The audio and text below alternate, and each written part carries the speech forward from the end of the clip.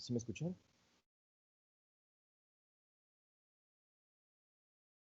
Ok, gracias. Gracias, Arnoldo. Este, bien, si me permiten, vamos a comenzar. Voy a iniciar la grabación.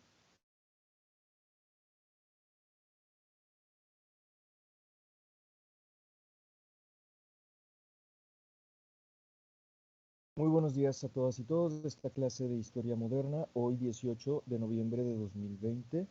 Vamos a dar inicio. De momento hay 33 personas integradas a la reunión.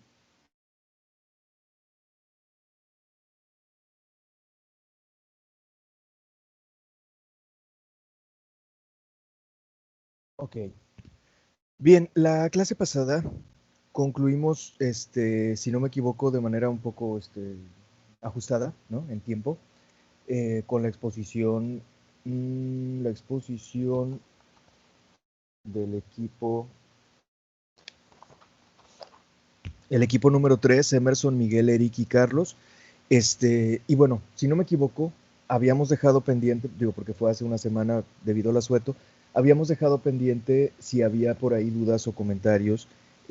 Quisiera que comenzáramos con eso y enseguida cederle la palabra, posteriormente más bien cederle la palabra al equipo, el equipo 9, a quien le corresponde exponer el tema de hoy, que son Emiliano, Derek, Alicia y América. ¿Sí?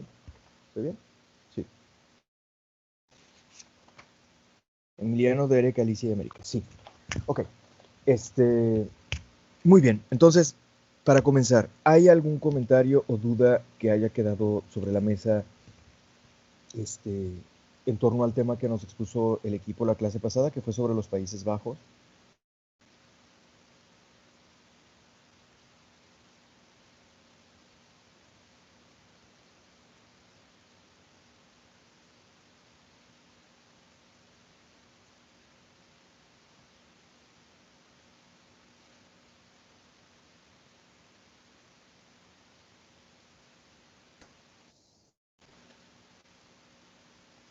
Ok, pues parece ser que no. Entonces, por última vez lo pregunto, ¿hay alguna pregunta, alguna duda, comentario que haya quedado sobre la mesa en torno a ese tema, al tema de la clase pasada? ¿O alguno de los compañeros que expusieron algo que quiera agregar, retomar, no sé?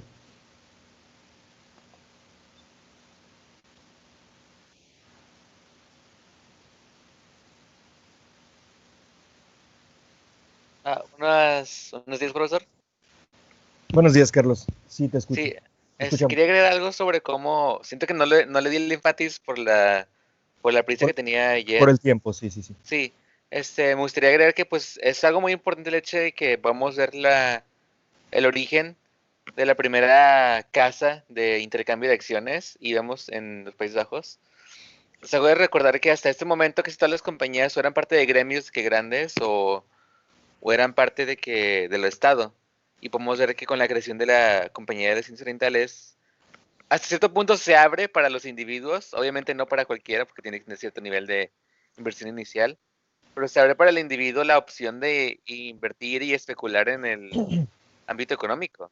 Podemos ver que es este momento en el que se empieza como que verdaderamente a ampliar las libertades civiles o privadas en cuanto a la iniciativa económica.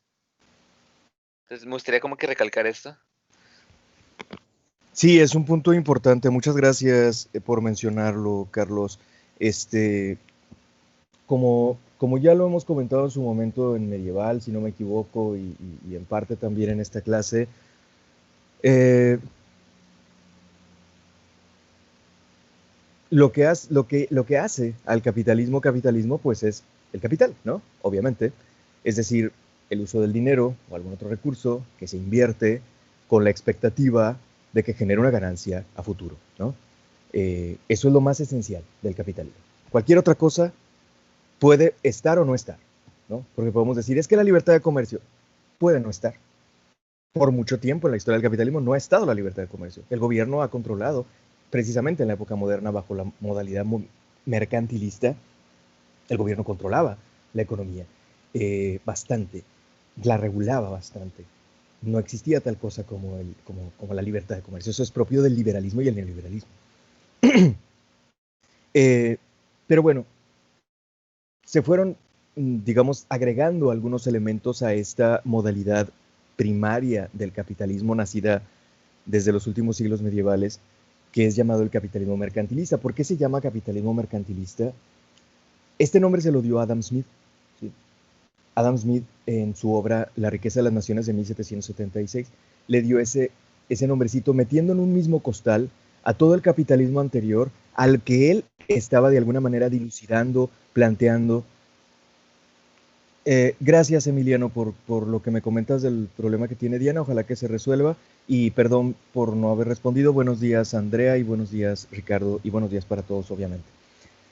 Decía, esta modalidad de capitalismo nacida desde los últimos siglos medievales se llama mercantilismo, porque le dio ese nombre a Adam Smith en su obra. ¿Y por qué le dio ese nombre a Adam Smith? ¿Por qué se llama mercantilismo? Como su nombre lo indica, tiene que ver con el comercio, ¿no? Con los mercaderes, tiene que ver con el comercio. Porque efectivamente lo que más importaba era lo que se llama en términos de los economistas la realización en el mercado de una mercancía. O sea, tú la produces, pero lo más importante no es que la produzcas, lo más importante es que la vendas y te dé una ganancia, ¿no? Obviamente.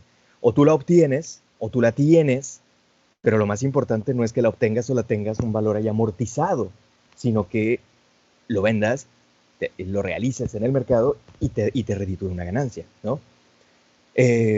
Entonces, había un enorme énfasis en eso, en el intercambio comercial, en el intercambio mercantil. Ya desde la Edad Media, recordemos que la primera burguesía que había ascendido, emergido, pues eran los mercaderes de Venecia, los mercaderes de Génova, los mercaderes de las ferias, etcétera, ¿no?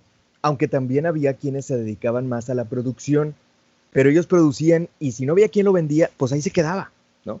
Los paños de Flandes, por ejemplo, ellos podían estar ahí produciendo, la gente de los gremios, pero si no había quien lo vendiera, pues no iba a ser negocio, ¿no? Entonces, los mercaderes eran los más importantes, de hecho ellos les encargaban esos paños. Ya a partir del siglo XVI y XVII, de los siglos XVI y XVII, se sistematizó una idea en torno a esta cuestión del comercio en el capitalismo mercantilista que se le llamó la balanza comercial favorable, o así se le llama en términos técnicos. En términos más modernos se le llama el superávit comercial. ¿Qué es eso? Pues es algo súper simple. Vender más de lo que compras. ¿Sí? Vender más de lo que compras. Pero no a nivel individual, no a nivel empresa, sino a nivel nacional. Porque la política del Estado centralizado, ya sean los monarcas o el gobierno del líder de la república, el estatúder de la aristocracia, el gobernante de Venecia, o etcétera, el gobierno que fuera, porque no todos eran monarquías en sentido estricto, ese gobierno buscaba promover el desarrollo de la economía a nivel nacional. No solamente de una región, no solamente de una empresa. O sea, la perspectiva no estaba tanto puesta en los intereses privados, por decirlo así, sino supuestamente era una perspectiva nacional, una perspectiva más pública, ¿no? La que había al menos en la promoción de este tipo de actividades. Entonces, lo que se pretendía siempre, subrayo, se pretendía, no siempre se lograba, era vender más de lo que se compraba, para de esa manera la diferencia, pues que entrara en términos de ganancia. ¿Y esa ganancia serían básicamente productos básicos? No, esa ganancia serían básicamente metales preciosos, dinero en metálico, porque estaban muy obsesionados con que la riqueza estaba contenida en eso, más que en los productos de consumo, en el metal precioso amonedado o no, acuñado o no. O sea, podía ser en lingotes o podía ser acuñado, pero al final de cuentas que fuera oro y plata. ¿Sí? Eso era lo chido. Había una fuerte obsesión hacia eso. Todos sabemos la obsesión enorme de los españoles, por ejemplo, aquí en América con el oro y la plata. Que los indígenas hasta se quedaban así de que, oye, ¿estos güeyes comen eso o qué? ¿Por qué esa obsesión? ese era otro rasgo del capitalismo mercantilista de estos siglos de los que estamos hablando, ¿no?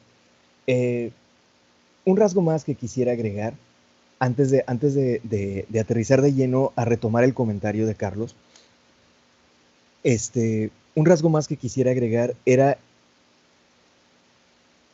cómo se le daba una enorme importancia en algunos casos, no en todos, pero en algunos casos fue el caso de Francia, en la época de Luis XIV y particularmente de su ministro Colbert. En ese contexto específico sobre todo, que es ejemplar en esto, se le daba una gran importancia a el desarrollo de la industria de aquella época, ¿sí? ¿Por qué?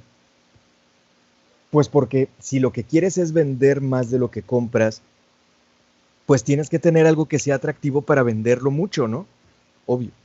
O sea, no vas a pretender vender más de lo que compras teniendo para vender nada más X, chácharas, ¿no? Algo, materias primas que cualquiera puede producir, etcétera. ¿Me explico? Entonces, había una obsesión, una orientación a producir, valga la redundancia, productos, mercancías transformadas, que fueran mejor vendidas, ¿no? Sobre todo a nivel exterior. ¿En qué tipo de cosas empezó a especializar Francia? Pues, por ejemplo, en mueblería fina, en ropa fina, en joyas finas, en muchas cosas de ese tipo, ¿no? Porque tampoco les interesaba mucho venderle a la gente de a pie de la calle, les interesaba venderle a los de gran poder adquisitivo, ¿no? Venderle a la nobleza, etcétera, de España, de Inglaterra, venderles a ellos, ¿no? Y lo lograban, ¿no? Efectivamente, les vendían cosas de ese tipo. Insisto, podía ser todo lo relacionado con la industria textil, pero en particular la ropa ya manufacturada, etcétera, podía ser muebles, etcétera. Pues bueno, ese es otro rasgo importante del capitalismo mercantilista, sobre todo en el siglo XVII, parte del XVIII, y se le suele llamar colbertismo, porque lo impulsó mucho Colbert, ministro de Luis XIV. Este énfasis en beneficiar a la agricultura. Un último comentario en torno a esto, y ahora sí para entrar a lo que comentó Carlos. Ese último comentario es que favorecer a la industria, y esto lo podemos encontrar en otros contextos, por ejemplo, no sé, en Stalin o en Mao, por ejemplo, lo podemos encontrar en otros contextos. Favorecer mucho a la industria suele implicar sacrificar al campo. ¿Sí? ¿Por qué? Por algunas razones relativamente simples. Las inversiones, ¿sí? Las inversiones no son infinitas. Las inversiones son escasas. O inviertes en esto, o inviertes en aquello, o inviertes más en esto, o inviertes más en aquello. O sea, no son infinitas. Entonces, si orientas las inversiones a la industria, inviertes menos en el campo. Significa priorizar a la industria con respecto al campo en cuanto a las inversiones. Esa es una de las formas de sacrificarlo hasta cierto punto. Otra forma es, si tú quieres beneficiar a la industria, pues necesitas que los costos de producción sean lo más baratos posibles, ¿sí? Producir lo más barato posible te permite, generalmente, a la hora de que vendes, si lo vendes a buen precio, pues toda esa diferencia entre lo que te costó producir y el precio en el que lo vendiste es ganancia, ¿no? Es ganancia pura.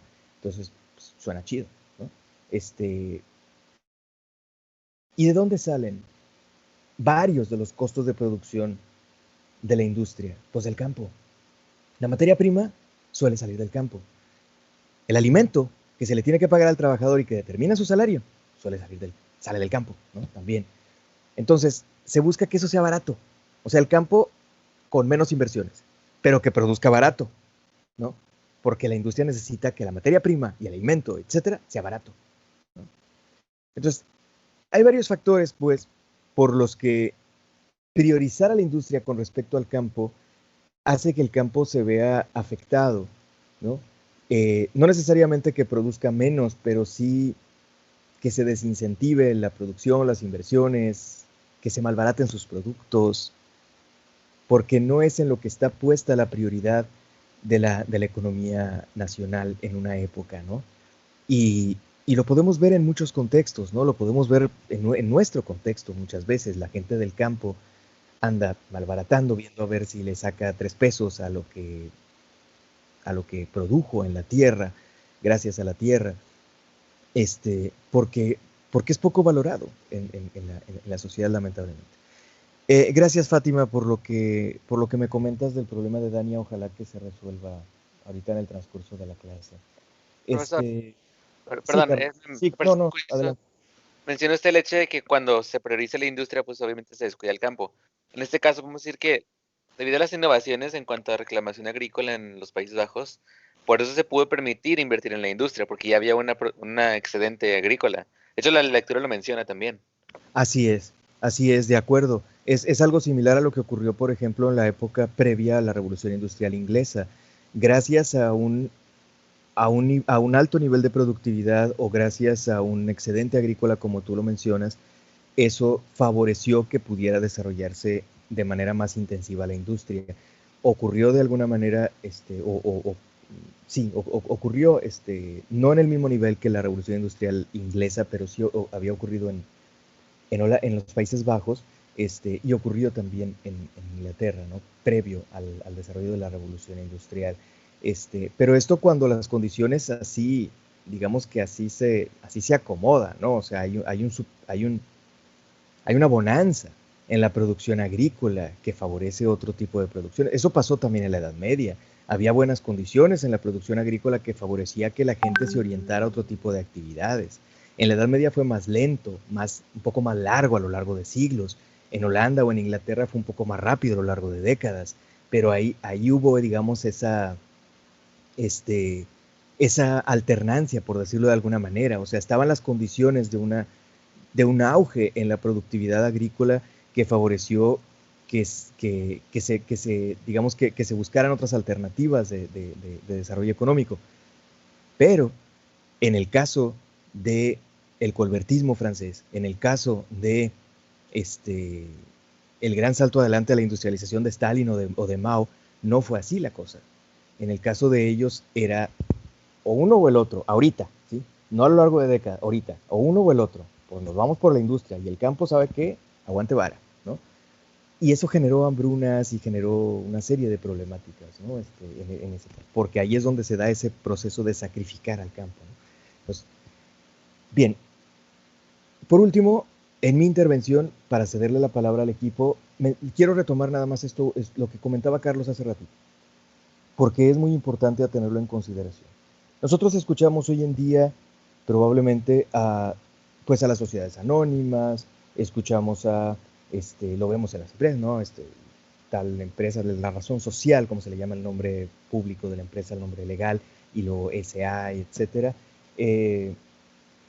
Oímos obviamente de las bolsas de valores, el mercado de valores, de todas estas cosas.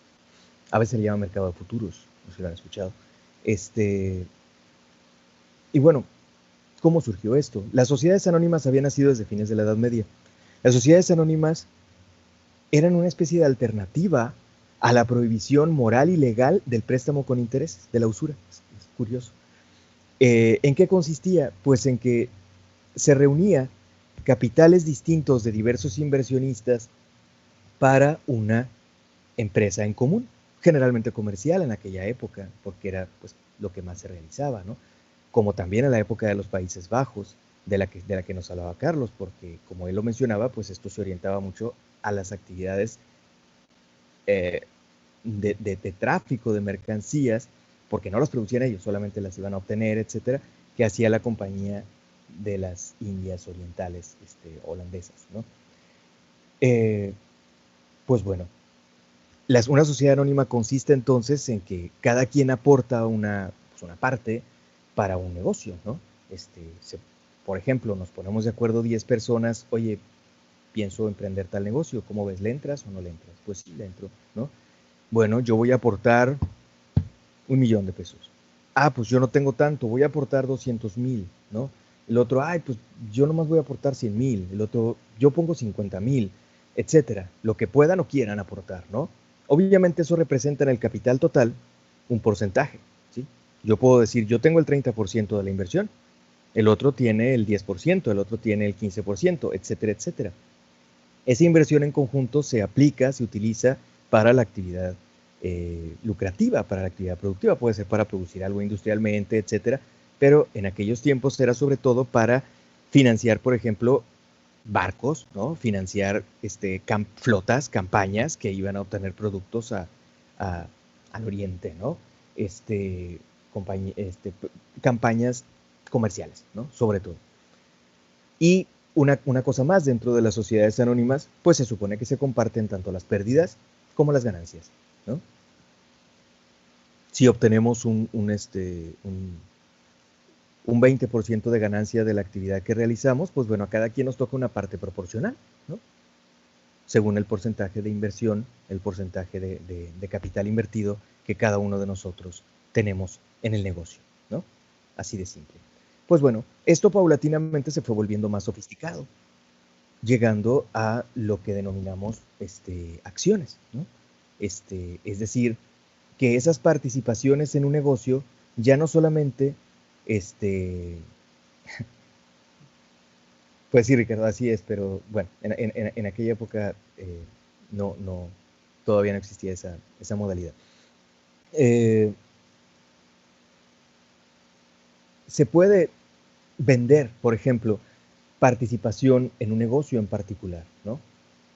Las acciones se vuelven más sofisticadas, ya no son solamente personas específicas con nombre propio que aportaron ahí una parte para un negocio o lo que sea, sino que ya esto está más codificado en acciones que representan cierto porcentaje de participación de inversión en un negocio y se pueden comprar o vender, etcétera, etcétera. Y al comprarlas o venderlas, se está lo mismo, comprando o vendiendo la participación en las ganancias, o en su caso pérdidas, que ese negocio tenga, ¿no? Entonces, pues, dependiendo de la expectativa a futuro que tenga un negocio, será el valor que tengan sus acciones, ¿no? Si como en aquella época el negocio de tulipanes, por ejemplo, pues resulta que había un boom, una bonanza, un auge de obtener ese tipo de producto, ¿no? Sobre todo los bulbos, etcétera, del tulipán. Si había un auge en eso, bueno, ahorita fue el barco, este es nuestro negocio, ¿no? Nuestros barcos fueron a Oriente, obtuvieron estos tulipanes, los trajeron y los vendieron a tanto, ¿no? La ganancia fue a razón de tal porcentaje, ¿no? Órale, pues qué padre, ¿no? ¿Cómo ves? ¿Quieres una participación en este negocio? ¿Quieres acciones de este negocio? ¿Cómo la ves? ¿No? Ah, no, pues sí, ¿no? Porque tengo la expectativa de que cuando vuelva a ir el barco y regrese, a lo mejor los va a vender más caros, ¿no? Y así sucesivamente. O sea, en otras palabras, es un negocio en crecimiento, es un negocio ascendente, es una oportunidad de negocio, es una oportunidad de ganancia. Chido, yo quiero participación en ella, ¿no? La manera de comprar y vender esas acciones, esas participaciones en los negocios, se concentró en lo que nosotros llamaríamos o llamamos una bolsa de valores, una incipiente bolsa de valores. Un espacio donde se pudiera discutir, se pudiera gestionar, se pudiera negociar la compra y la venta de las acciones, de las participaciones en negocios, ¿sí? Participaciones bajo cierto porcentaje, para poder ser a su vez partícipes de las ganancias o para mandar al carajo a las pérdidas. Porque obviamente, ¿por qué quiere alguien vender? Pues puede ser por diferentes razones. A lo mejor porque siente que el negocio le va a ir mal y no quiere perder y entonces dice, no, ahorita vendo, ¿no? Y ya le recupero un poco de lo que invertí. O a lo mejor puede ser porque dice, pues yo prefiero ahorita tener la lana, el dinero líquido y pues ni modo, ¿no? Me deshago de las acciones. Puede ser por diferentes razones, pero muchas veces es por una expectativa de que pueda haber pérdidas y entonces dicen, a la fregada, yo no quiero estas acciones. Yo las tenía por ganancia, pero si va a haber pérdidas, no, ya no las quiero, ¿no? Y entonces las tiene que vender. Pero no las vende a un precio fijo. Precisamente dentro de las bolsas de valores se negocia cuál es el precio de esas acciones. Es un regateo, es una subasta, ¿no? Es eso. Donde te doy tanto, no, pues no, yo no quiero eso, te ofrezco tanto, etc. O sea, es un regateo, es una subasta. Y puede haber grandes subidas, ¿no? Por simple oferta y demanda, Si yo tengo acciones de los tulipanes y todo el mundo quiere acciones de los tulipanes, pues el precio se dispara por simple desfase entre oferta y demanda. Hay una pequeña oferta, relativamente pequeña oferta, y una enorme demanda porque todo el mundo quisiera participar en ese negocio, pues los precios se disparan. Pero si ocurre al revés, si resulta que somos varios los que tenemos acciones de tulipanes y sentimos que ya no estamos obteniendo ganancias, que el negocio va en picada, y por otro lado hay poca gente que los quiere comprar por lo mismo, porque pues el negocio ya no va bien, pues entonces los precios se van para abajo, ¿no? Eso es lo que ocurre en una bolsa de valores. Hoy en día es de manera mucho más sofisticada y con cálculos matemáticos y no sé cuántas sistemas complejos y sofisticados de apuestas, por decirlo de alguna manera. Pero la esencia de una bolsa de valores era y es esa. Por eso se le llama mercado de futuros. Porque eso no es exactamente por cómo está el negocio ahorita, sino, claro, se toma en cuenta cómo está el negocio ahorita, pero es una perspectiva a futuro, ¿sí? Nosotros hoy en día podemos escuchar cómo en las bolsas de valores hay ciertos movimientos y se nos dice, es que con eso de la expectativa de la vacuna, mejoró no sé qué. La vacuna no está todavía, desgraciadamente. Bueno, prácticamente está, pero quiero decir, no está distribuida, etcétera, aplicada, etcétera, etcétera. Es una perspectiva a futuro. De decir, ahorita el negocio a lo mejor está ahí medio fregado, las condiciones, etcétera, etcétera. Pero el otro año, se ve que puede mejorar, porque si hay una buena distribución de la vacuna, etcétera, etcétera, las cosas van a mejorar y el negocio también va a mejorar, etcétera, etcétera. Entonces, ok, está bueno, le invierto a esto porque tengo la expectativa de que va a haber buena ganancia cuando por fin la humanidad nos libremos de esta porquería en la que estamos, ¿no? Por eso se llama mercado de futuros, porque hay una expectativa a futuro. ¿En función de qué? Pues en función de ciertas condiciones objetivas. Esas condiciones objetivas puede ser, por ejemplo, esto que acabo de mencionar. Es que hay una información acerca de cómo están ya los resultados de las vacunas, etcétera, etcétera. Pero a veces puede ser simple y llana especulación. Es que Moni Vidente o Misada Mohamed dijeron no sé qué estupidez y entonces por eso, no sé, en serio. O sea, simplemente puede ser una especulación muy, muy en el aire, ¿no? Y que sin embargo se utiliza para tomar a veces algunas decisiones. A veces son cálculos matemáticos ahí muy, muy complejos. Así es, Ricardo, exactamente. Así es. Obviamente esto que estoy mencionando es en un plano muy elemental, pero hoy en día es mucho más complejo, ¿no? Si nos metemos efectivamente a los mercados bursátiles y las derivadas y no sé qué y no sé cuánto, ¿no? Que es mucho más complejo, efectiva, y mucho más especulativo también, por más que se base en disque cálculos ahí matemáticos, medio mágicos, alquimistas, pero bueno, así jala la cosa. Pues bueno, el punto era que esto nació en Ámsterdam, ¿sí? La primera bolsa de valores nació en Ámsterdam. El primer mercado de futuros nació en Ámsterdam, donde la gente discutía, regateaba, subastaba las acciones, las participaciones en negocios, particularmente en aquella época un negocio que nos puede parecer muy sin chiste, porque nadie vive de comerse eso que yo sepa, como era la obtención de tulipanes desde el oriente, a partir de la Compañía de las Indias Orientales holandesa. Pero que sin embargo la gente le gustaron mucho, ¿no? Hasta la fecha los tulipanes son algo famosísimo en Holanda, ¿no? A la gente le gustaron mucho y los quería, los demandaba, ¿no? Y entonces el precio empezaba a subir, o sea, por simple desfase de oferta y demanda. La oferta limitada, todo el mundo lo quería, los precios se van para arriba, ¿no? Y entonces la gente que estaba participando en este negocio, en este tráfico comercial, pues tenía en sus manos una gallina de huevos de oro, o así lo pensaban, o así lo veían, ¿no? Perdóname, Miguel, querías comentar algo y Elías después, ¿sí? Primero Miguel y luego Elías, adelante. Sí, pero de hecho creo que lo mencionó Carlos, la clase pasada, esta va a ser la primer burbuja económica de la historia. La más famosa pues ha sido el crack 29. Claro. Hubo otra inmobiliaria en 2008, de la que Agustín Cárcel nos salvó aquí en México, haciendo también estos movimientos mágicos que estoy Fue un catarrito nada más. ¿Cómo decía? Y pues la más reciente también la mencionó Carlos, que fue la de las criptomonedas. Solo ya sé que no es clase de economía, no sé si venga mucho el caso, pero se supone que creo que es a partir del crack 29, del crack del 29, surge como la fórmula mágica también de evitar que revienten las burbujas.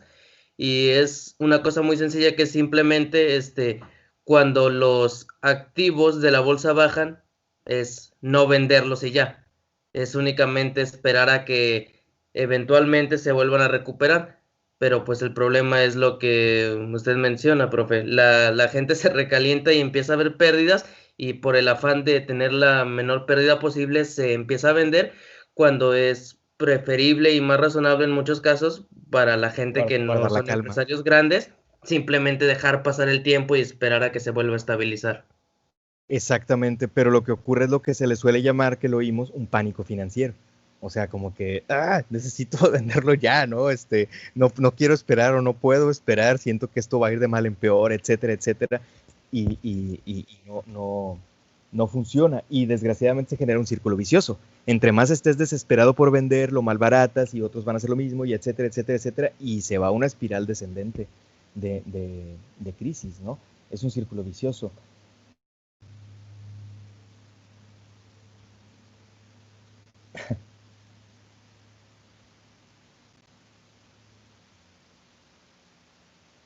Ok, gracias, Elías. ¿Querías comentar algo también por acá, Elías? Adelante. Sí, pues rápidamente, pues eso también tiene mucho que ver con la teoría de la mano invisible del mercado, ¿no? Que plantea Adam Smith. Y ahí es donde entra el cuestionamiento, ¿no? ¿Qué tan buena es esa mano invisible que supongo serían los compradores, ¿no? Los clientes, todo aquel que decide dónde gastar el dinero. Creo que sería tal vez una posible hipótesis de esa mano invisible del mercado.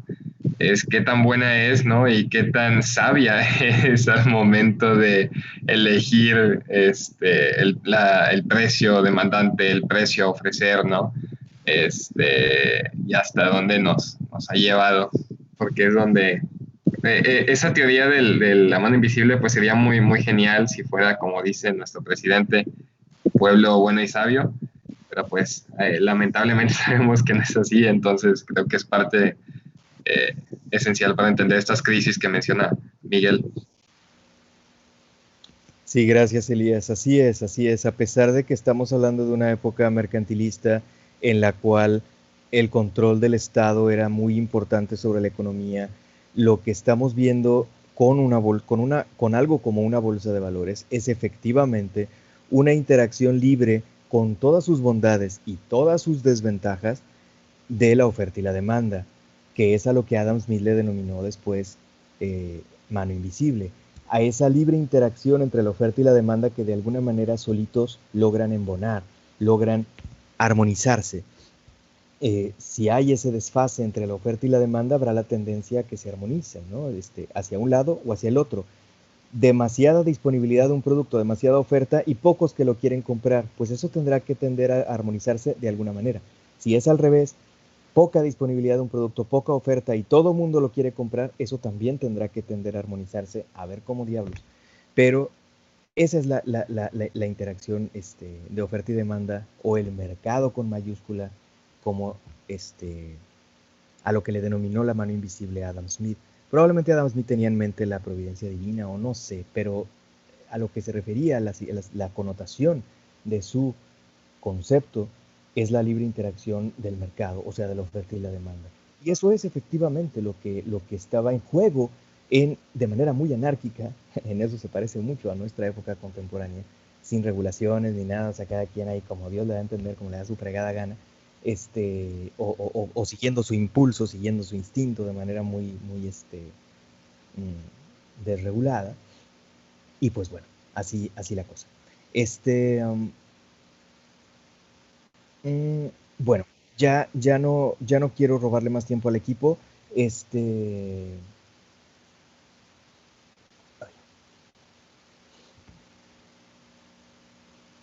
No es robo, profe, es la mano libre del mercado.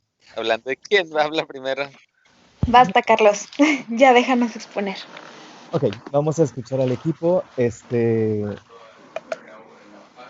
Son Emiliano, Derek, Alicia y América, ¿sí? Les cedo la palabra, los compañeros nos van a comentar el tema de guerras y revueltas en la primera mitad del siglo XVII en Europa Occidental, obviamente. Entonces, adelante, compañeros. Muchas gracias, profe. La presentación ya está cargando, nada más. Denos un Perfecto. momentito. Sí, perfecto. Ya se ve, ya se ve. Ok. Bueno, como el profe ya lo mencionó, vamos a ver rivalidades estatales y los problemas internos. Nuestro grupo, pues también ya, María Alicia, América, Jared y Derek, ya nos conocen. Entonces vamos a pasar a lo importante. Primero comenzaremos con la Guerra de los 30 años. Este comenzó durante el siglo XVI, ya que se empezaron a intensificar los intentos de independencia de los estados y para el siglo XVII la Iglesia ya les estaba dando su apoyo.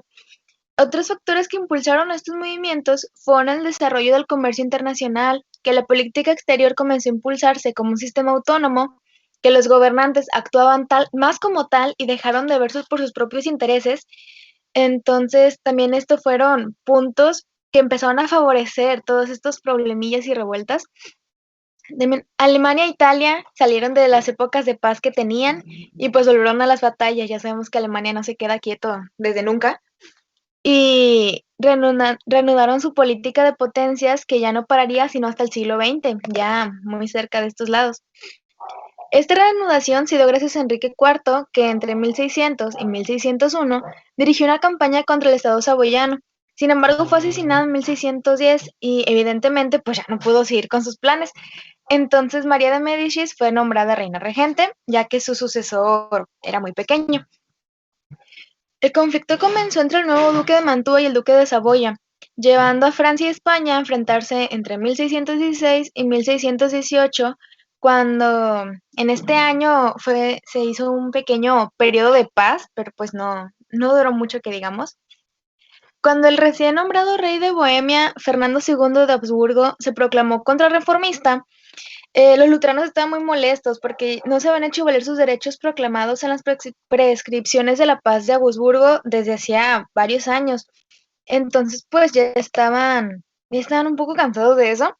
Eso sumado que para mayo de 1618, dos consejeros de Fernando fueron arrojados de la ventana del palacio, pues comenzaron las revueltas y la instauración de un gobierno provisional en lugar del Consejo Real.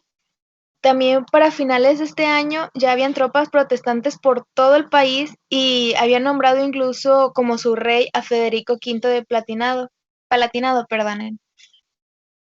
Después a Fernando II lo apoyaron el rey de Polonia, Felipe III de España, el duque Maximiliano de Baviera e incluso el protestante elector de Sajonia. Y para noviembre de 1620, los protestantes ya habían sido derrotados por la fuerza católica. Se promulgó una amnistía subordinada al pago de multas. Estas multas las pagaban con terrenos, entonces, pues gracias a estas, ya 2/3 de los dominios señoriales pasaron a ser de territorios de los católicos. Para 1627 ya solamente era reconocida como válida la fe católica. Todo lo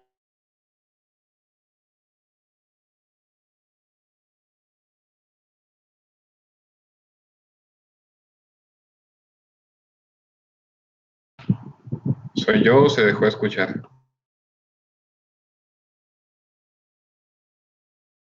Sí, se dejó de escuchar. se dejó de escuchar. Chicos, a Alicia parece que se le cayó internet. F. En este momento me acaba de avisar. No sabe qué le pasó a su computadora, tiene problemas técnicos. O sea, le aparece en blanco la pantalla. Ok. No sé si nos esperen un momentito.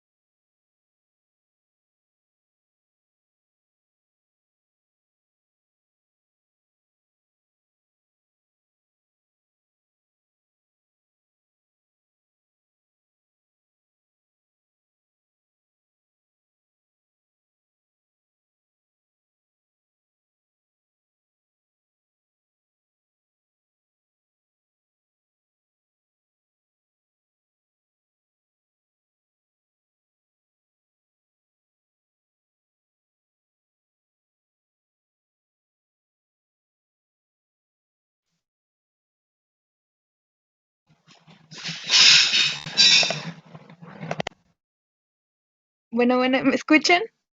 Sí, Sí, sí te escuchamos. Una Sí. disculpa, no sé qué pasó, se cerró Teams. No te preocupes, suelen pasar las fallitas técnicas. No te apures. Una disculpa. ¿Se sigue viendo la presentación? Sí, dice Guerra de los 30 años arriba, sí. Oh, Para mayo de 1618, sí. ok. Bueno, ¿dónde me había quedado? Ah, bueno, ya para el final, que 2/3 de los dominios señoriales pasaron a ser de los católicos. Y... Ah, sí.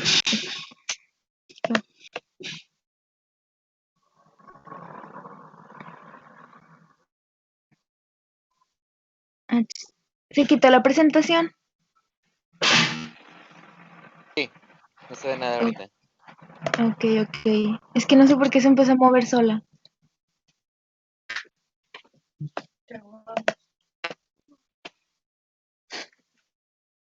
Ya se está abriendo de nuevo. Ay, una disculpa, qué vergüenza. Siempre con problemas o ruidos o gatos. Ya se ve la presentación. No te preocupes. O el chanclas. A ver, esperen, porque aún no me carga, no sé por qué.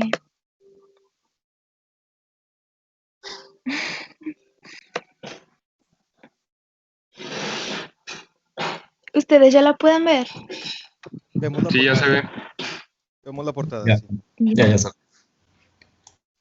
Ah, ok. Es que aún no me... Ya cargó. Bueno.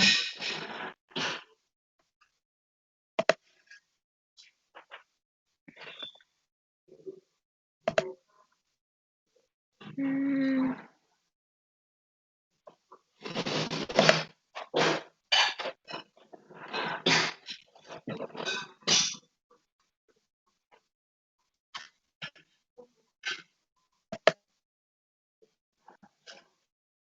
ok, ya. A ver si ya no se vuelve a mover o me saca otra vez de la llamada. Bueno, para 1627 solo la fe católica era reconocida. Entonces todo noble que no estuviese bautizado tenía que ser exiliado, igual que muchísima más gente que salió del país. También los protestantes fueron privados de cargos municipales y algo que les molestaba mucho fue que no era legalmente reconocido su matrimonio. Entonces, pues a sus hijos los llamaban bastardos y básicamente se transformó en una ley profesar la fe católica. Te multaban si no ibas a misa, y ese tipo de cosas. El gobierno lo empezó a controlar mucho, que toda la gente fuera creyente y no solo eso, sino que también participar activamente en pues los ritos religiosos. Para esto, Alemania seguía en guerra.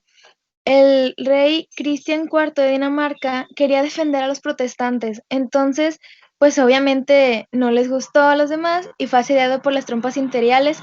Sin embargo, el rey sueco Gustavo Adolfo se unió a él y juntos lucharon por Stralsund desde 1628. Al año siguiente, entre Fernando II y Cristian IV, se formó un tratado de paz.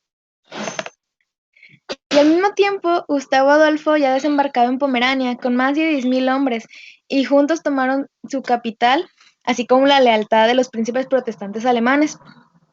Y en septiembre de 1632, sus tropas derrotaron en Brenfeld en noviembre, disculpen, de nuevo fue a la guerra en Lutzen, pero a pesar de haber ganado, fue herido de muerte y ya no pudo continuar.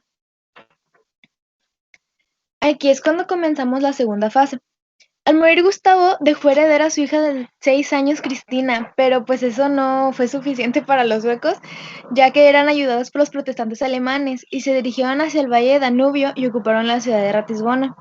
Ante la amenaza, Fernando II envió todas sus tropas a la batalla de Nördlinger en 1634 y resultó el vencedor.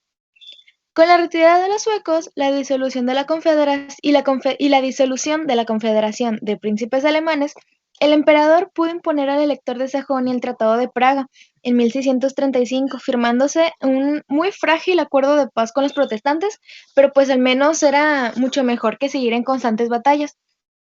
El canciller sueco de Oxenstierra estaba en desacuerdo con el tratado debido a una cláusula que incluyó Fernando II, que incluía la condición de que sus tropas tenían que evacuar todos los territorios del imperio. Entonces, de no haber sido por esa pequeña añadido, él hubiera también firmado. Y bueno, ahora regresamos con Francia. La Francia de Richelieu le había prometido en 1631 una contribución anual y una alianza, así que nuevamente en 1635 se promulgó el Tratado de Compiègne, y como consecuencia en mayo del mismo año en Bruselas se proclamaba una guerra francesa contra los españoles. Es por eso que les di al principio, cuando supuestamente hay paz, realmente nunca hay paz. Son tratados muy frágiles que se rompen en cualquier momento. Y bueno, los Habsburgo tenían una ruta que era vital para ellos, entonces se impidió el paso desde el milanesado hacia el norte y los protestantes franceses se apoderaron de la paz de Brisach, haciendo muy difícil el paso de las tropas españolas desde Italia hasta los Países Bajos, que es donde tenían que llegar. España comenzó a ser muy frágil, comenzó muy, muy mal en la batalla, estaba siendo superado por los franceses, pero las Provincias Unidas se dieron cuenta de que los Países Bajos españoles eran como un buen colchón entre ellos y Francia, porque pues Francia estaba ganando y ganando batallas, se les hacía ya muy peligroso. Entonces pues dijeron, ¿saben qué? Está mejor que los españoles estén aquí en medio y vamos a firmar un tratado de paz con ellos. Entonces así lo hicieron, los franceses no estaban tan de acuerdo, intentaron persuadirlos, pero pues a final de cuentas este tratado de paz les reconocía su independencia legítima y les cedían, por decirlo de esa manera, ciertos territorios que ya tenían dominados. Después del Tratado de Praga, los actores de Sajonia y Brandeburgo habían logrado una tregua, que incluso Fernando III fue persuadido. Y por esto es que en la conferencia de Münster él ya iba más en predisposición de hacer la paz que de continuar con la guerra. Sin embargo, España estaba decidida a no aceptar las propuestas francesas y fue solamente acompañado por Inglaterra, o sea, fueron los únicos dos raros que no quisieron, o sea, aceptar todos los tratados, ya todos los países estaban tranquilos y ellos dijeron, no, no queremos. Entonces, pues a final de cuentas no firmaron el tratado. Los representantes imperiales cedieron Alsacia y la plaza de Brisach a los franceses. A los suecos como indemnización se les otorgó Stralsund, el estuario de Oder, el puerto de Wismar y el arzobispado de Bremen y Werder. También, ya para concluir esta parte, se estableció que Francia y Suecia podían intervenir en Alemania siempre que hubiera una amenaza imperial a la autonomía de los príncipes alemanes.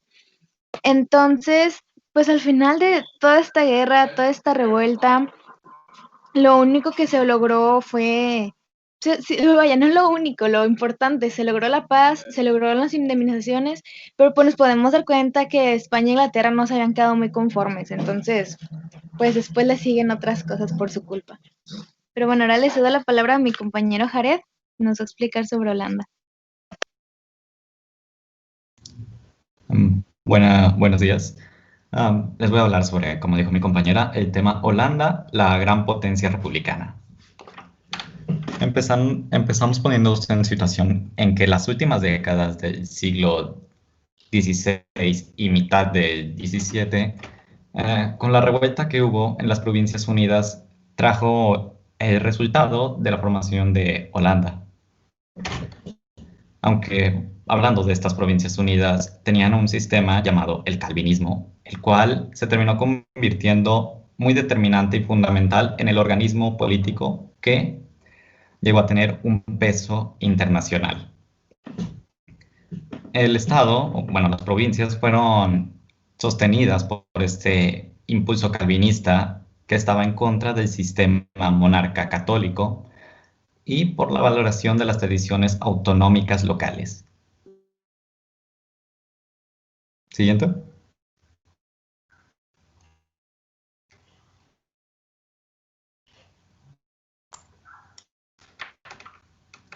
Gracias.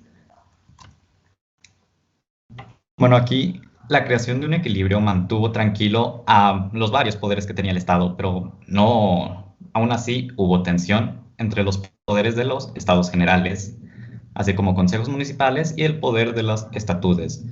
en la que esto hubo pequeños conflictos, obviamente, pero se resolvieron a favor de quien tenía más fuerza en los magistrados y consejeros. O sea, quien tenía más potencia política era el que ganaba, por así decirlo. Eran conflictos de ideales, no sabría decirlo, pero no era de guerra, por así.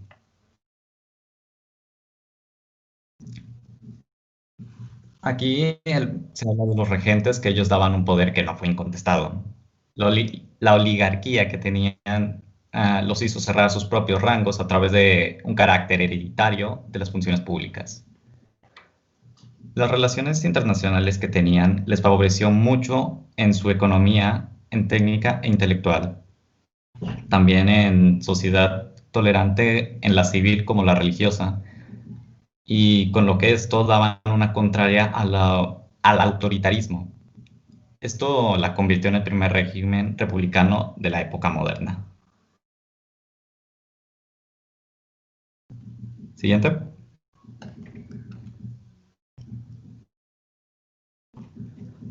Aquí nos mencionan a Mauricio de Nassau, espero decirlo bien, que fue uno de los principales artesanos de las crecientes fortunas que en general, era el almirante de Zelanda y de Holanda. Él era un sucesor de su padre que había puesto las bases sobre estas dos zonas, que era Zelanda y Holanda, prácticamente. Él siguió y los mejoró de cierta manera, ya que aquí nos pone que él introdujo las grandes reformas militares que desde el año 1594 él puso en práctica con un resultado eficaz en el adiestramiento de las tropas terrestres, sobre todo en los aspectos de armas de fuego. Siguiente.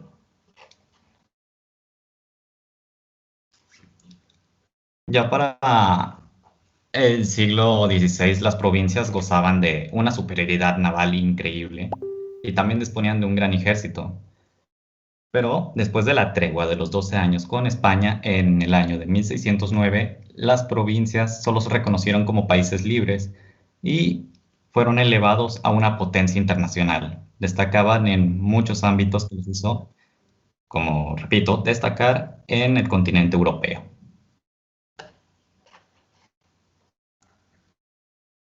Simultáneamente, a Holanda se le destacaba como abanderada y casi un sinónimo para las Provincias Unidas, y estos desempeñaban la función de varios gastos comunes, también como que tenían un papel determinante en la dirección política y militar del país, gracias a la preponderancia marítima, económica, política y social. Y todo esto tenía su epicentro en la capital actual de Holanda, Ámsterdam.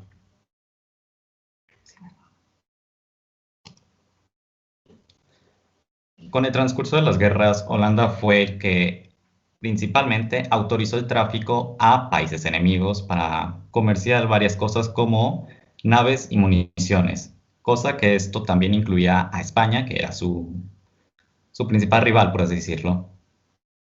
Esto para ellos era una prueba de fuerza que se unió con los negocios y también con agricultura, que dio una mejora racional para el país. En este estado tenían grandes estrechos políticos y económicos hacia una amalgama de éxito en el sentido de ahorro y sobriedad. Siguiente.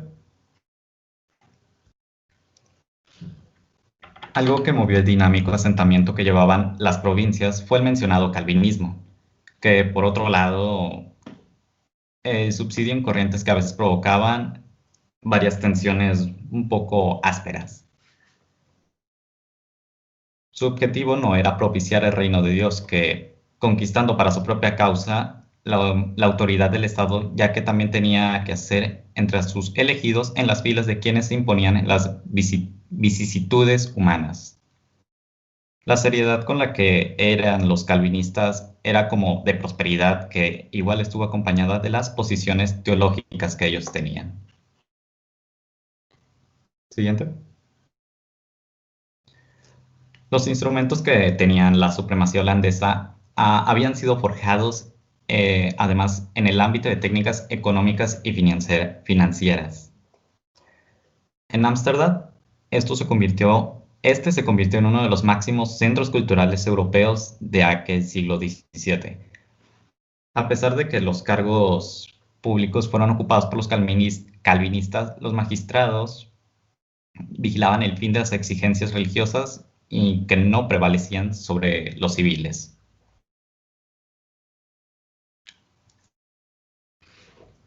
Con la fundación de su banca en el año de 1609, este fijaba un curso de las monedas y también el curso de las tasas de intereses. Esto también surgió el comercio de los metales, en los que se convirtieron en la gran mayor fuente de beneficios para el país. De aquel modo se consiguió que cualquier comerciante internacional o agente financiero de buen nivel le tuviera gran interés abrir una cuenta y tener asegurado además el hecho de que el secreto bancario estaba garantizado en aquel tiempo. Siguiente.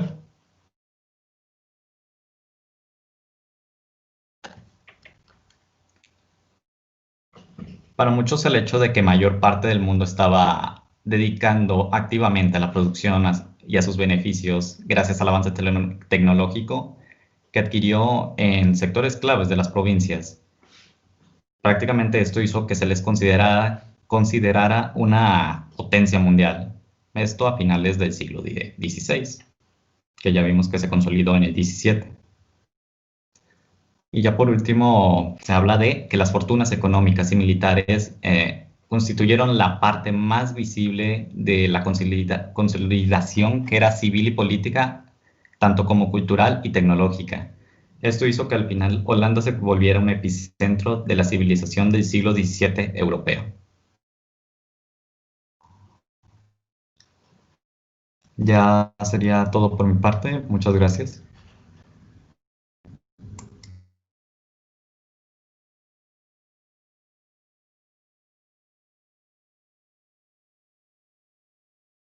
Bueno, ahora voy yo. Este es el tema de las revueltas en Francia y los dominios ibéricos. Aquí vamos a hablar un poquito de que pues la trama de la política de las potencias, pues cuyas fases se han hablado pues rápidamente en lo que vamos hasta aquí, ¿verdad? Pues convulsionó a gran parte de los estados europeos, ¿verdad? Y tuvo pues consecuencias importantes como las sacudidas producidas por las tensiones internas de los países antes de que el absolutismo monárquico pues lograra acabar con ellos y de que llegara la Revolución Francesa. Además de que los antagonismos económicos pues van a ser un elemento determinante en las relaciones internacionales. Dejémoslo en que pues los países quedaron tan fregados que existió un equilibrio de fuerzas entre ellos porque ninguno había alcanzado aún una coherencia interna pues perfecta para decir que no tenían momentos de desequilibrio y de crisis. Sí, fue más bien como unos residuos descompensados, sí, propios de que cada entidad nacional, ¿verdad?, trataba de recuperarse, ¿verdad?, en vías de asentamiento. Y pues estos trastornos han de considerarse como el conjunto de malestares sociales y políticos que explotaron bastante, confusamente, ¿verdad?, sin encontrar ni salida ni satisfacción a largo plazo. Y bueno, los problemas internos habían iniciado con Francia con la muerte de Enrique IV, cuando María de Messis pues se apoyó en su regente, que era el favorito, ¿verdad? Concini,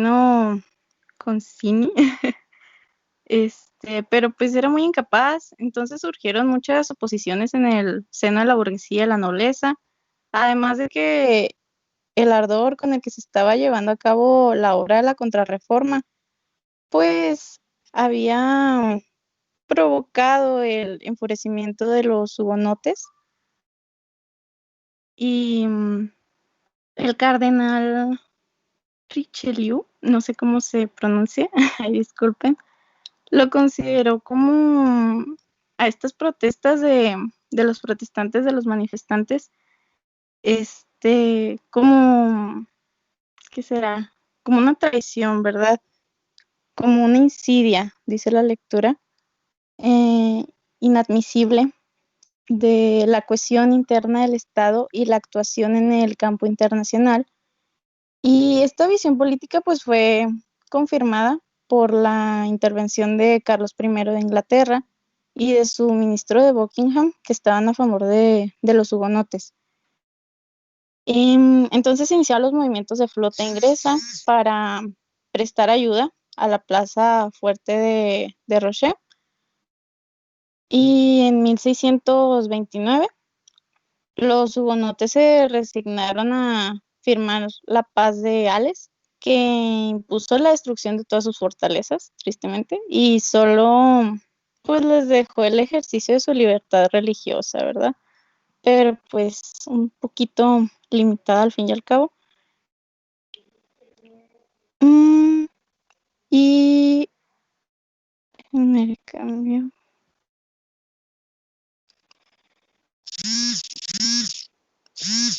Perdón, me distraje.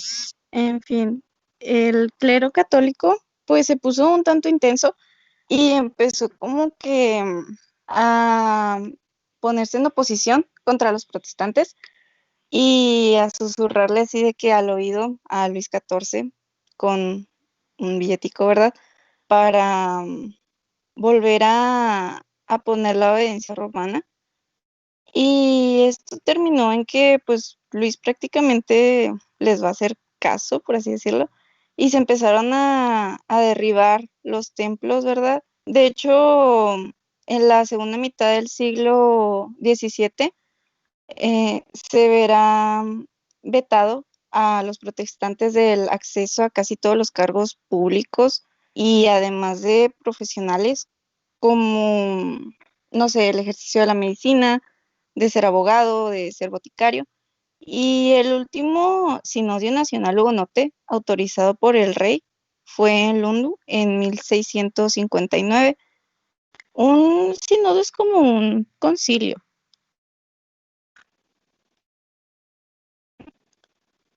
Y bueno, además de eso, pues se renovó el edicto de Nantes el 15 de octubre de 1685, que prácticamente pues establecía a la religión católica como oficial, ¿verdad? Y limitaba a las demás. Y la última revuelta religiosa fue la de los camisards, que pues estuvieron resistiendo mucho. Duraron desde 1702 hasta 1710.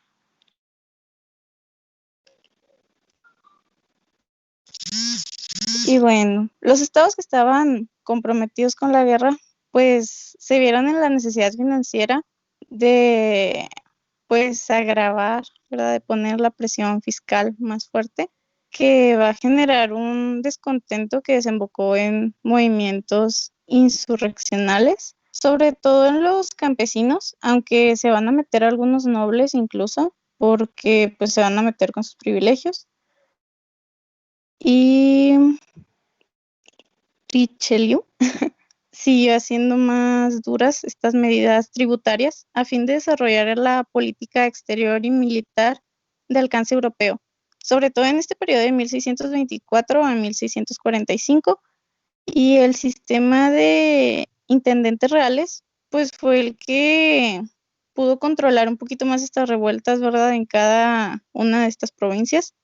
Y la revuelta más grave, pues, que se conoce es la de Vanupiets, creo que así se pronuncia, en los años de 1639 a 1640.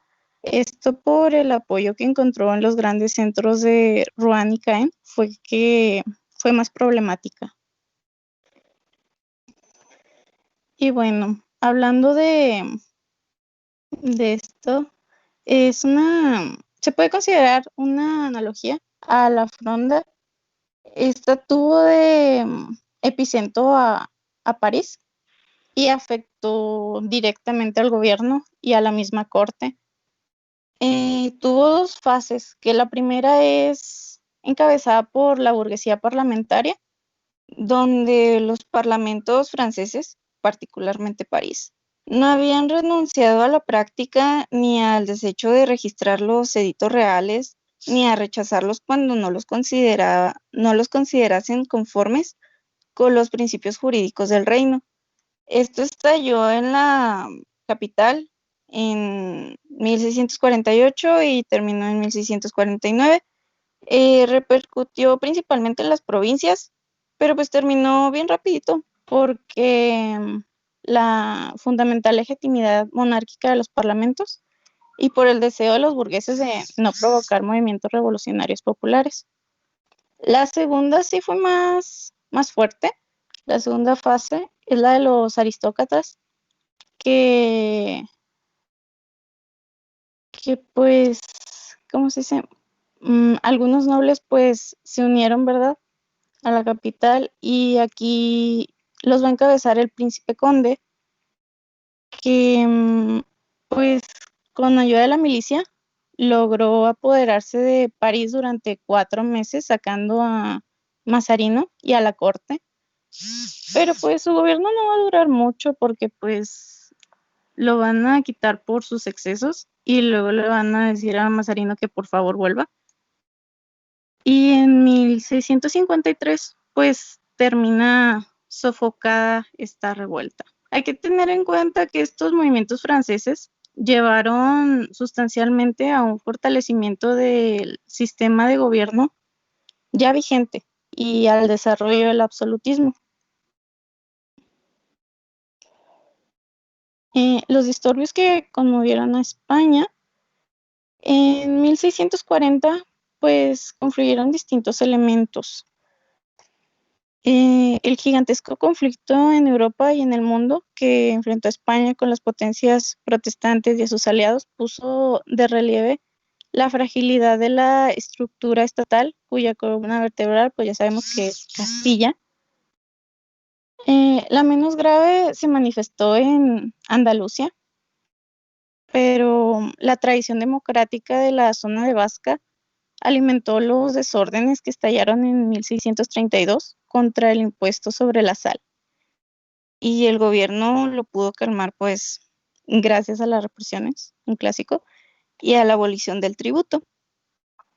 Los movimientos de Cataluña, con población predominante rural y excluida en gran parte de los beneficios obtenidos de la conquista americana, pues fue de las más fuertes.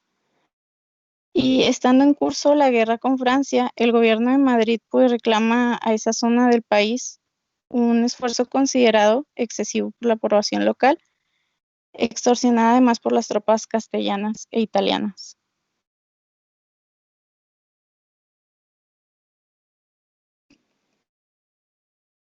En 1640, bandas de insurrectos penetraron a Barcelona y pues consiguieron asesinar hasta el virrey. Apoyados también por el clero separatista, rompieron con España y reconocieron a Luis III, terciario de Francia, como soberano. Y la rebelión se extendió incluso a Italia meridional, con importantes túmulos de Nápoles y de Palermo, de los años de 1647 a 1648. Además, en Nápoles era proclamada la República, cuyo frente tenía al príncipe francés Enrique de Gucia, y Francia, que estaba pues en guerra con España, decidió aprovecharse de esto, ¿verdad? Intentó sustituir al príncipe pues que estaba por Tomás de Saboya.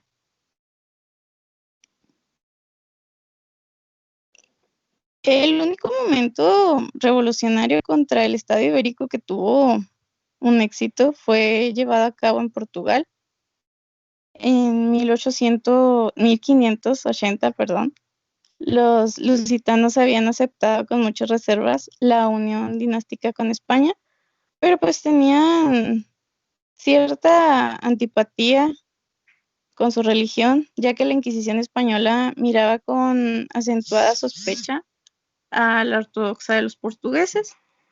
Y el gobierno de Madrid pues va a reclamar a estos últimos una participación activa en el conflicto contra Francia. y el descontento estalló primeramente en los túmulos de Évora de 1637 y luego en diciembre de 1640 en Lisboa.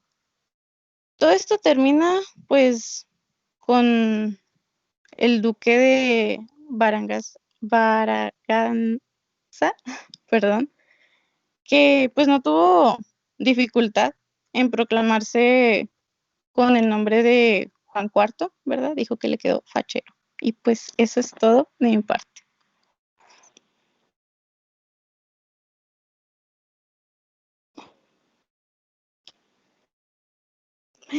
Se dejó de presentar, ¿verdad? Sí. Déjala, pongo otra vez, aguante si quieres.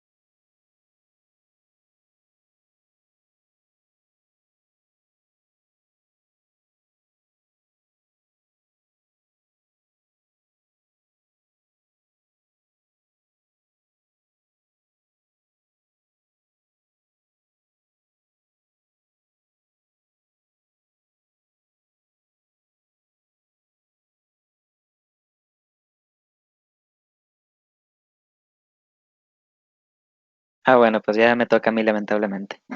Bueno, yo les voy a hablar sobre, pues, Italia. Bueno, pues, pégale. Eh, bueno, la situación italiana en el siglo XVII. Bueno, pues para este tiempo Italia estaba todavía dividida en varios estados. No estaba unificada como más tarde se habría hecho. Eh, Esta fue una época algo peculiar en su historia, le quiero llamar, porque a diferencia de antes de esta época, no valoraban la no valoraban la independencia que tenían los diferentes estados, o sea, de que como estaban divididos en comunidades así libres y prósperas, no se valoraba lo bueno que venía con esto, pero igualmente no reconocían el valor de la unificación, que algo que más tarde se empezaría a perseguir. Digamos que fue un punto medio en el pensamiento de los estados italianos. Y durante estos años pues la península italiana sufría de unas pocas circunstancias que no eran muy placenteras, que digamos. Para empezar, existía una presencia extranjera que en casos amenazaba la independencia italiana. Esto era principalmente de los españoles y los franceses, ¿no? Y también lo del movimiento de la contrarreforma, pues la respuesta a la reforma, como creo que ya saben, eh, pues estaba aplastando las libertades de expresión e investigación pues en su intento de mantener el catolicismo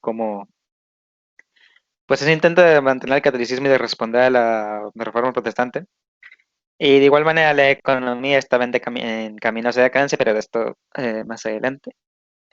Yo le puedo, nomás con que le pique la flecha ya se mueve para todos.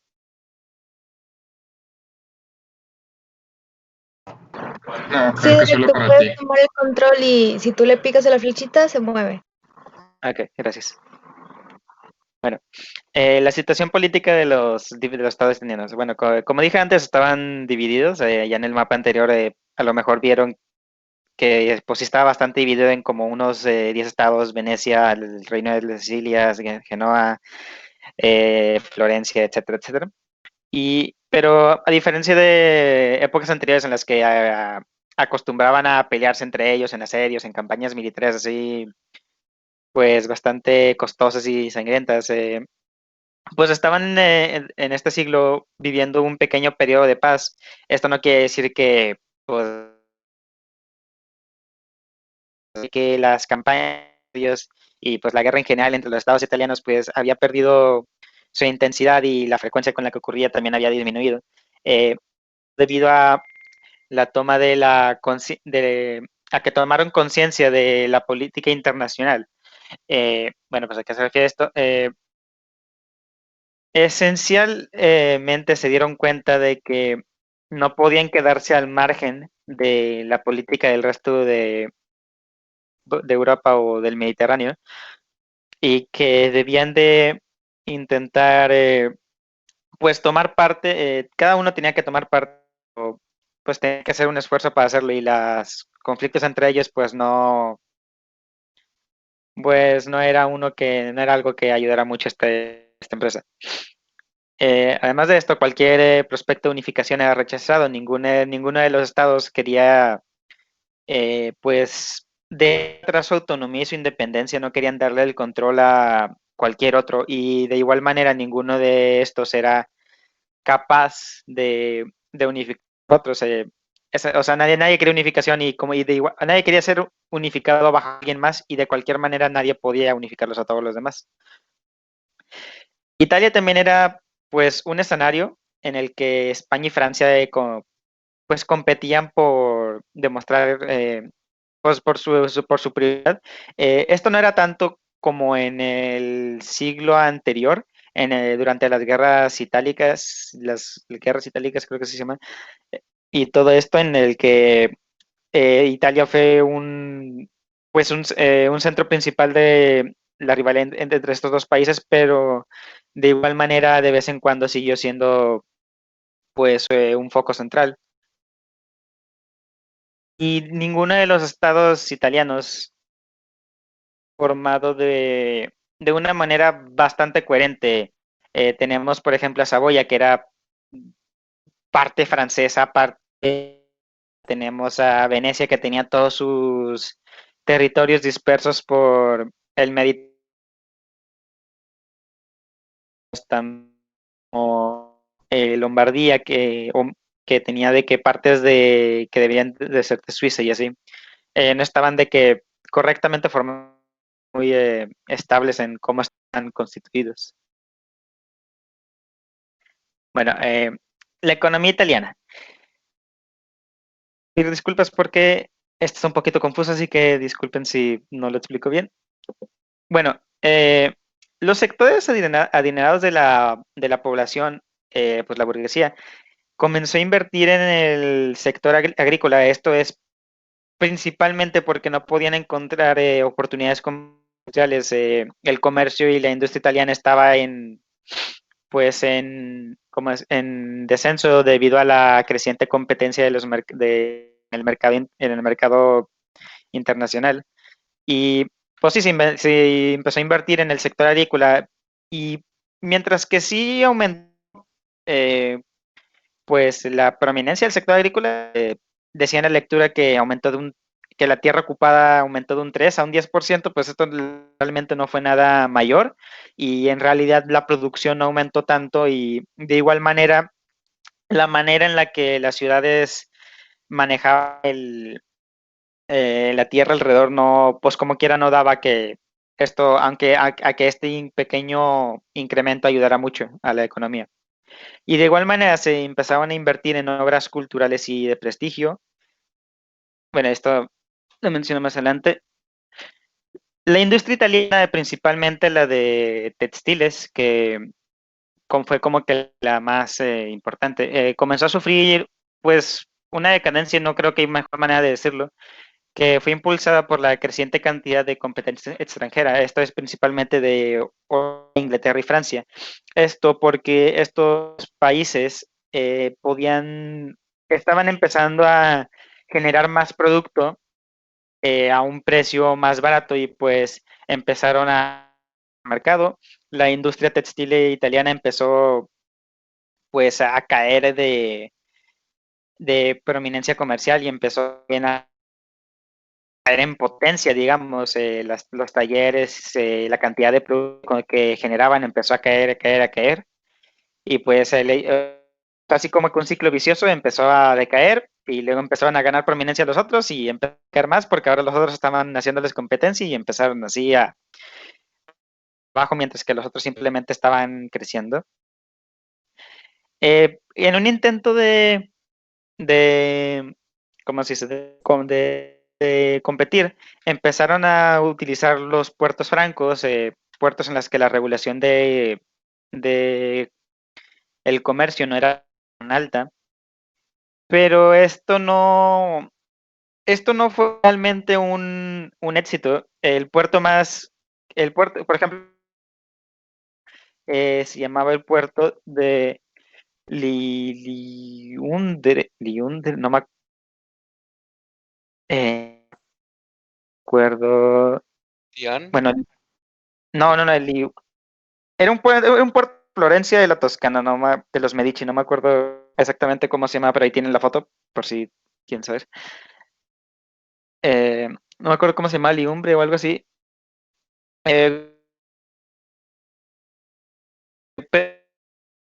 Comercial del puerto, o sea, no fue porque tuvieran mucho incentivo que venir de que hacer compra y los productos locales, no fue porque por la prominencia del puerto en sí, o sea, porque este ya era un puerto famoso, un puerto favorecido por los Medici, y pues a la hora de implementarlo como puerto franco se empezó a utilizar más y se empezó a inundar todavía más el mercado con productos extranjeros. Entonces empezaban a implementar políticas proteccionistas, pues, en un intento de mantener viva la industria italiana, pero pues estas no fueron muy exitosas. No fueron muy exitosas y pues como que ya se empezó a llenar el mercado y no mejoró para ellos. De igual manera, pues como no se empezó a invertir tanto ahí, de repente hubo un creciente aumento de la inversión en proyectos urbanos y culturales.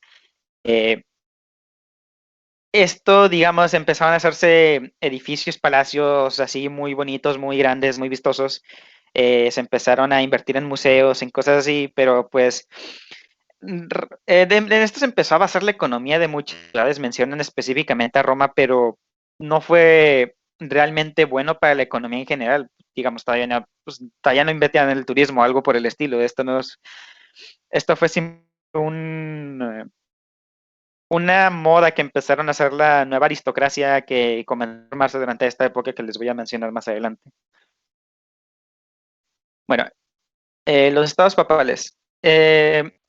Durante este siglo, pues los estados papales ya habían perdido la prominencia que antes tenían debido a su carácter político y religioso. O sea, todavía lo tenían, pero este ya estaba bastante disminuido. De hecho, durante la guerra de los 30 años, de que nomás los tenían ahí como, no, ni siquiera ¿cómo se dice? Los consultaron, a pesar del carácter religioso que tenía esta guerra.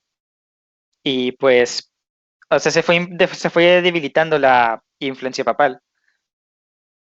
Durante todo el siglo se vio un intento y durante todo este siglo y de años anteriores se vio un intento de que se crearan principados por parte de la iglesia y o los papas para miembros de sus familias, a los que quiero agregar que por una razón durante toda la lectura dicen que son puros sobrinos, pero no sé, pero también menciona varios otros miembros de familia, no sé por qué les digan sobrinos específicamente durante toda la lectura. Y pues y además de esto se les empezó de estos principados no duraban mucho y aparte de eso hacían de que su mayor esfuerzo por mantenerse lejos de las instituciones de la iglesia, así, la iglesia les conseguía, los estados papales les conseguían el estado y estos nuevos estados decían, no, pues ya quiero estar solito, no, gracias, ya no me importas. Y pues esto no fue muy bueno para la estabilidad del papa. Fue un gasto enorme que al final del día no dio mucho beneficio y se les empezó a dar trato especial a los familiares del papa o de los miembros de la iglesia en sí. Se les empezaron a dar cargos administrativos, no tantos de la iglesia, aunque estos también había, pero cargos de que más de gobierno dentro de los estados papales. Y también comenzó a dárselos como una, no sé cómo llamarlo, como una renumeración o un regalos o algo así a los miembros de las diferentes familias. O sea, de que los que estaban en puestos altos le empezaron a repartir dinero a los otros, que dice que esto fue se calcula que fue de alrededor 30 millones de escudos, que no hay no, en el texto no mencionan exactamente cuánto es eso en dinero de hoy, pero yo creo que nos podemos imaginar que fue muy. Bueno, y la nobleza italiana. Durante esta época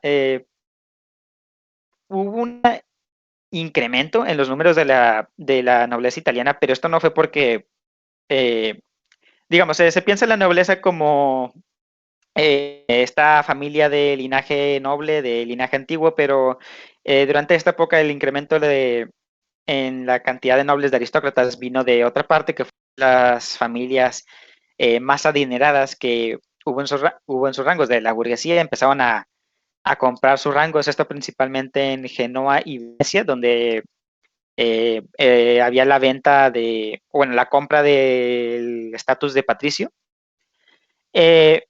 donde se dio mucho y pues empezó a crecer de que esta nueva nobleza, que se empezó como que a combinar con la otra nobleza que era la que sí tenía, la que sí era del linaje antiguo, había de que ahora dos, o sea, como que se podía dividir en dos, la que era de gente de descendencia y la que era pues del linaje más que de su dinero, por así llamarlo. Y pues esto ha sido principalmente en los estados papales, esta nueva reemplazó a mucha de la que ya estaba antes. Esta nueva, esta nueva aristocracia comenzó a reemplazar a la otra. No, también se dio pues un surgimiento bastante grande de esta nueva nobleza a crecer por mucho de que se menciona que entre el año 26 y 66, de 1626 y 1666, si no me equivoco, un centenar de personas entraron a la nobleza y esto en pues números bastante grandes, y, o sea, nobles. Y pues para entrar a esto ya les dije, tenían que hacer pagos, esos eran pagos grandes, por eso se lo podían permitir. Y pues con esta expansión de la nobleza que principalmente venía de la gente adinerada, la burguesía ya no pudo competir y en Italia empezó de que nuevamente a dominar la nobleza. En Venecia pasó lo mismo que en Genoa, no más que aquí se estuvo más restringido porque Venecia estaba en un conflicto durante este periodo contra los otomanos. No está muy claro por qué el conflicto contra los otomanos hizo que los pagos se restringieran más. Y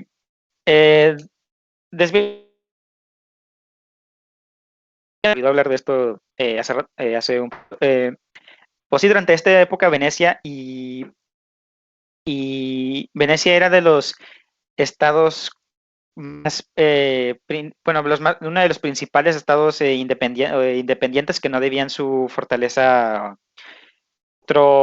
a un poder extranjero, y estuvo bastante aguerrido en un problema con los otomanos que se andaban en combate por el Mediterráneo. De hecho, Venecia fue de los principales que anduvo peleando los otomanos durante esta época, principalmente en combates navales alrededor del Mediterráneo y alrededor de la isla de Creta, que de hecho la terminarían perdiendo durante esta época a manos de los otomanos.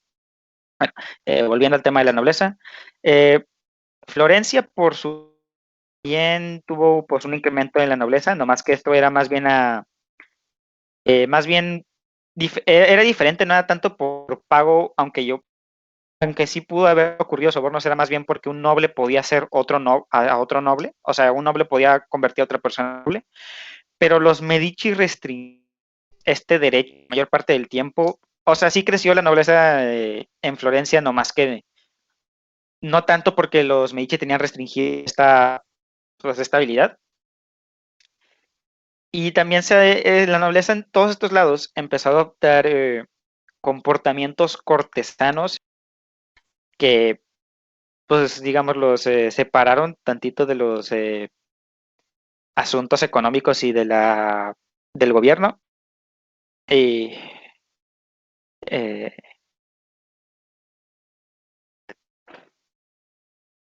creo, así, mi presentación revuelta acaba de terminar. Pues eso fue todo. Muchas gracias, Derek. Y gracias al equipo número 9, a Emiliano, Derek, Alicia y América. Muchas gracias a las y los compañeros. Muy bien su exposición. Se nos fue el tiempo, pero no sé si quieran que nos tomemos 2 o 3 minutos nada más por si hay alguna duda o comentario sobre lo que nos expuso el equipo.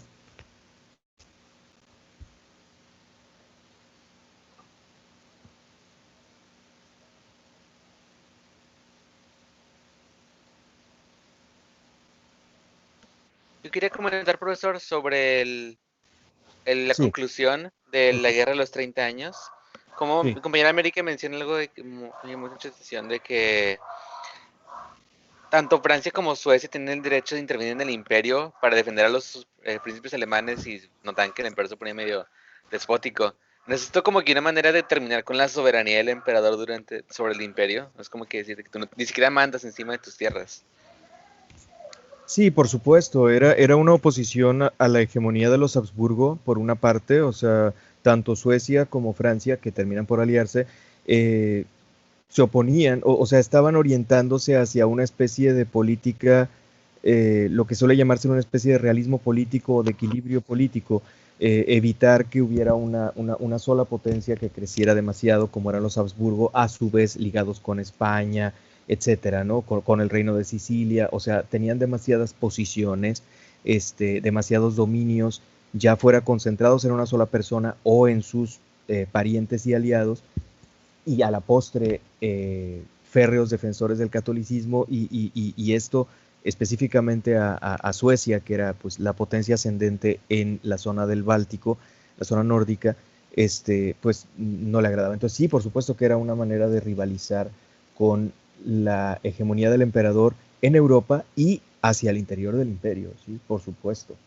Claro que sí lo era. Incluso hubo una superposición, lo hicieron los católicos, como Francia, comerse, por ejemplo, principados eclesiásticos del Sacro Imperio, pero lo hizo también Dinamarca, o Suecia, comerse principados eclesiásticos del Sacro Imperio, conservando, muy extraño porque les conservaban ese estatuto, pero asumía la titularidad un soberano protestante, o cosas así, como en el caso de Dinamarca con Bremen, con el arzobispado de Bremen. En fin, por supuesto que sí era un combate contra el emperador. Bien, los demás tienen algún comentario o duda más. No te preocupes, América, por los problemitas técnicos, eso suele pasar, no pasa nada. ¿Alguna otra duda o comentario?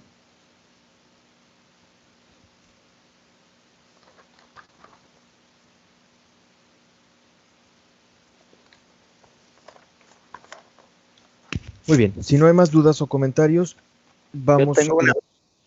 Adelante, no sé quién habló, pero adelante. Yo tengo una duda sobre mi propio tema porque quiero aclarar eso que mencioné, que era un problema con la traducción, o por qué todos los familiares de los miembros de los estados papales les decían sobrinos.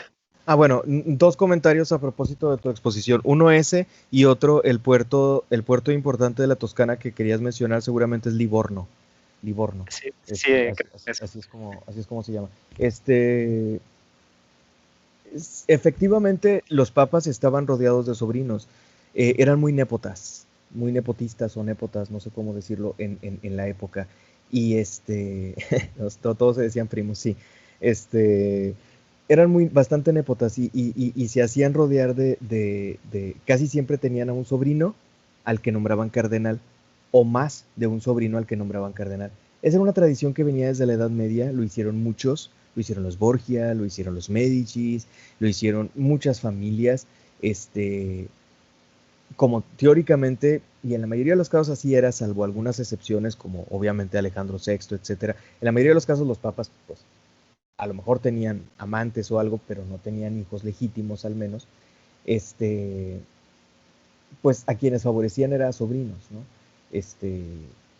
Y así lo hicieron realmente. Sus sobrinos los tenían posicionados, ya sea en puestos importantes en los estados pontificios, o como delegados, como representantes, o como clérigos importantes en otras partes.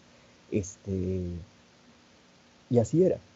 Un sobrino, por ejemplo, de Urbano VIII, el cardenal Barberini, se me escapa ahorita el nombre, pero se apellidaba Barberini, obviamente como su tío, estaba muy bien acomodado en Francia, por ejemplo, ¿no? Y así, eso fue usual, cuando menos hasta el siglo XVIII, aunque todavía hubo algunos casos en el siglo XIX de esos descarados nepotismos donde a sus parientes, sobrinos, los nombraban cardenales y los posicionaban muy bien en algunos cargos públicos. Y nadie decía nada, o sea, les aceptaban que hicieran eso que se suponía que no debían de hacer.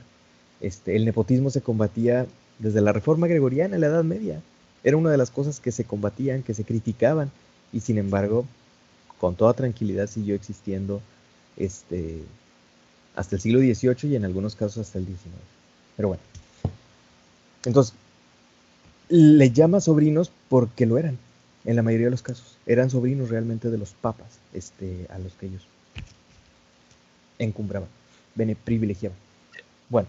Oye, es que me saqué de... Mencionaban específicamente a los Borgia y que yo sepa el Rodrigo traía ya a sus hijos ahí.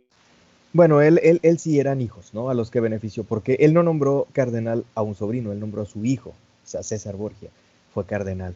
Uno de los pocos casos en la historia que él mismo dijo, no, yo prefiero ser militar, al carajo el cardenalato, y renunció a ser cardenal para convertirse pues sí, como en noble militar, etcétera. Pero en la mayoría de los casos no eran sus hijos, eran sobrinos, ¿no? A los que beneficiaban. Es muy común que algunos papas eran sobrinos de papas anteriores, porque como los nombraban cardenales y les daban posiciones privilegiadas, en algún punto, en muchos casos, pues llegaban a ser papas posteriores. Fue el caso, por ejemplo, Clemente VII era sobrino de León X, ambos Médicis, por ejemplo, ¿no?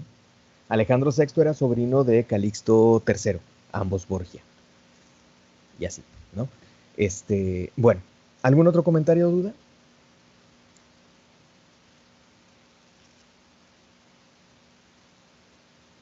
Muy bien. Vamos la próxima clase a escuchar al equipo siguiente el lunes, ¿sí? Espero que todo esté bien. El lunes vamos a escuchar con el tema sobre Inglaterra de los primeros Estuardo a la Restauración al equipo número 5, que son los compañeros Arnoldo, Brenda, Carlos Villarreal y David, ¿sí? A ustedes, compañeros, los estaremos escuchando la próxima clase. Entonces, bueno, pues cuídense y nos vemos. Hasta luego. Hasta luego, profe, gracias. De nada, Hasta luego, profe. Luego, profe. a Adiós, ustedes, hasta luego. profe. Gracias. Buen día, profe. Igualmente, gracias. Hasta luego.